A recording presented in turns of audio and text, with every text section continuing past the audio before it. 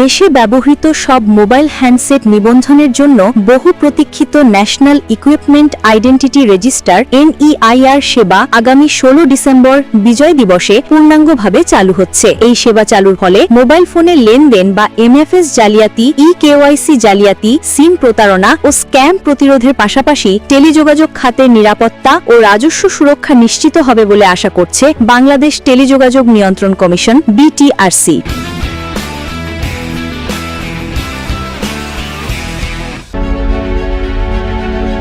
বুধবার 29 অক্টোবর বিকেলে BTRCর সম্মেলন কক্ষে আয়োজিত সংবাদ সম্মেলনে এই ঘোষণা দেন প্রধান উপদেষ্টার ডাক, টেলিযোগাযোগ ও তথ্য প্রযুক্তি মন্ত্রণালয়ের দায়িত্বপ্রাপ্ত বিশেষ সহকারী ফয়েজ আহমেদ তৈয়ব। তিনি বলেন, MFS প্রতারণা, ডিজিটাল জালিয়াতি ও যৌন হয়রানির অনেক ঘটনাই মোবাইল ফোনের অপব্যবহার থেকে ঘটে। একজনের নামে একাধিক সিম থাকায় আইনশৃঙ্খলা বাহিনীকে তদন্তে বেগ পেতে হয়। বাংলাদেশ ব্যাংকের তথ্য অনুযায়ী 73% MFS প্রতারণা ঘটে অবৈধ মোবাইল ফোন ব্যবহার করে।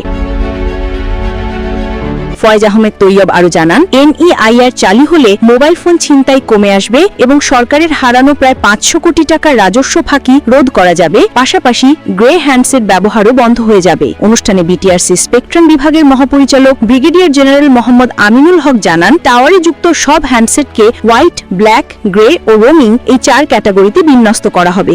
NEIR চালুর আগের সব ফোন স্বয়ংক্রিয়ভাবে সিমের বিপরীতে নিবন্ধিত হয়ে যাবে। অবৈধ বা ক্লোন ফোন কেউ দিলে সেটি রেজিস্ট্রেশন করতে হবে।